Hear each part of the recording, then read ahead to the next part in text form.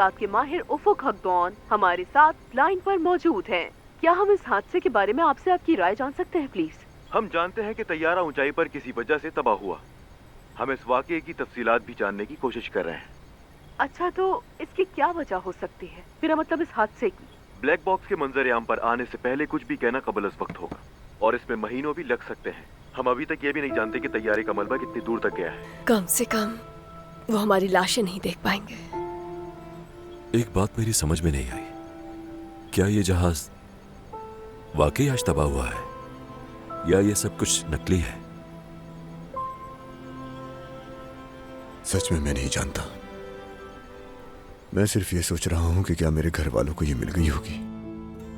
मुमकिन है मिल गई होगी। तो अब हम लोगों की नजरों में मर चुके हैं और अब हम मरने से पहले दफना दिए जाएंगे।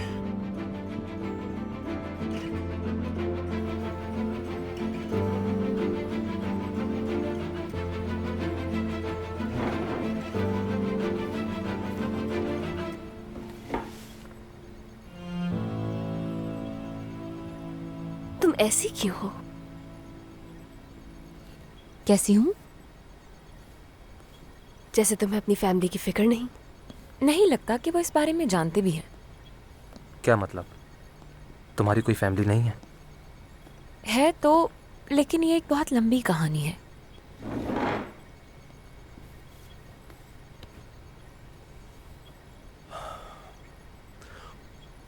और मैं अपने बाबा के बारे में सोच रहा हूं। उन्हें दिल की बीमारी है, कहीं ये खबर उन्हें मजीद बीमार न कर दे।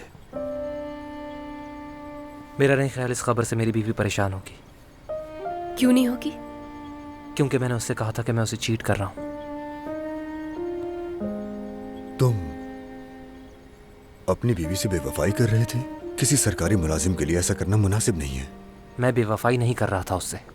मैंने उससे वही कहा जो सच था। यही चीज औरत को परेशान करती है। और क्या? सोचा था कि वो मुझसे नफरत करेगी। वो इस हादसे की खबर को ज्यादा सीरियस नहीं लेगी, ऐसा सोचा था। कितने बेहिस इंसान हो तुम वैसे। जो भी है, हम तो वैसे भी मर रहे हैं। लेकिन हम किस मकसद के लिए मर रहे हैं, ये हमारे लिए एक फर्ज है। एक फर्ज। रियासत आपसे मरने के लिए कहती है तो आपको मर जाना चाहिए। अगर वो जीने का कहे तो जीना चाहिए। इससे ज्यादा कुछ कहने की जरूरत नहीं है। बिल्कुल ठीक कह रहे हो तुम।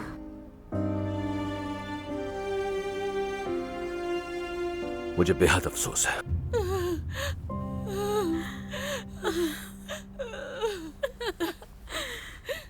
वो कैसे? बदकिस्मती से इस हादसे में हमारे सारे साथी चले गए। ये रियासत और ये हुकूमत उन सब की शुक्रगुजार है।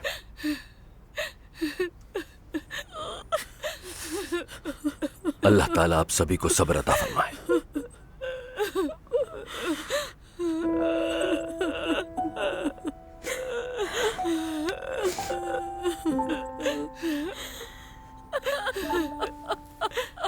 बस यही?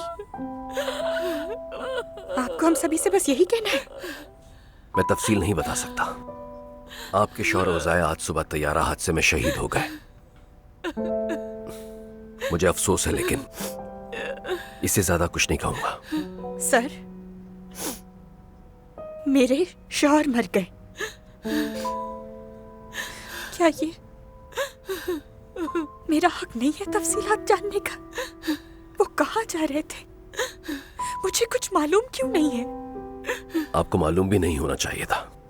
यकीन कीजिए, मैं आपके दर्द को महसूस कर सकता हूं, लेकिन मजीद कुछ नहीं है कहने को।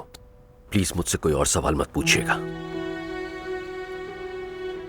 मैं हुल्की की माँ हूँ।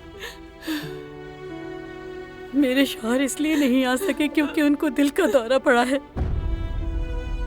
ये खबर सुनते ही उनका दिल रुक गया। आईसीयू में है वो। मुझे समझ नहीं आ रहा मैं क्या करूं, कहाँ जाऊं। अफसोस किसके लिए करूं मैं? अपने शौहर के लिए या बेटे के लिए?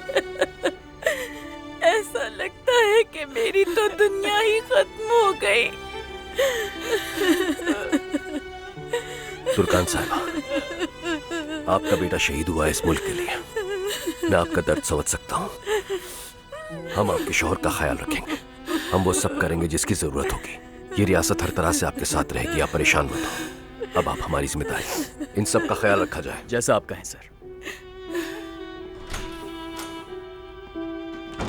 तो मेरे पास मेरे बाबा नहीं है।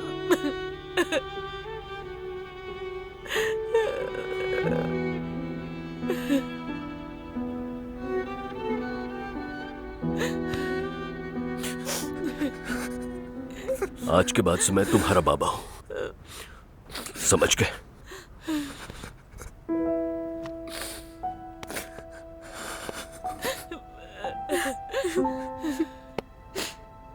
अब इजाजत दीजिएगा।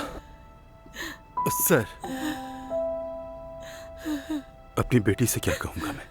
उसे कैसे बताऊंगा ये सब? कहना उसकी माँ उससे बहुत प्यार करती थी और वो अपने मुल्क के लिए शहीद हो गई। वो ये कैसे समझेगी? अभी तो 7 साल की है। वक्त आने पर समझ जाएगी। वो समझ जाएगी कि उसकी माँ की कुर्बानी इस वतन के लिए कितनी अनमोल है। शदीद अफसोस है, मैं वाकई बहुत दुखी हूं क्योंकि ज़हरा मेरी इंतहाई करीबी साथी थी। बहुत अफसोस है मुझे।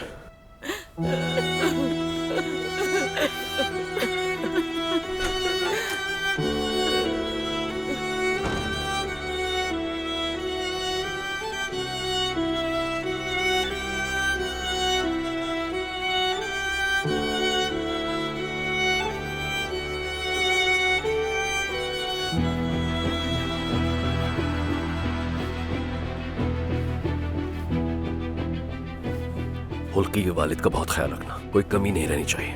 जरूरत पड़े तो दूसरे हॉस्पिटल भिजवा दो, चाहे कुछ भी करना पड़े, समझ गए? जी समझ गया सर। उस हमले की मजीद इत्तला आई कोई? हमारे पास एयरपोर्ट के इलाके की तमाम सीसीटीवी फुटेज है, लेकिन उन्हें देखने में कई घंटे बल्कि दिन भी लग सकते हैं। एक सेकंड की रिकॉर्डिंग चेक कीजिए। जैरिन की कोई खबर? 24 घंटे उसकी निगरानी जारी है। हमने उसके लिए 6 टीमें मुख्तस की हैं। हर पल की खबर मिलनी चाहिए मुझे। जी ठीक है सर।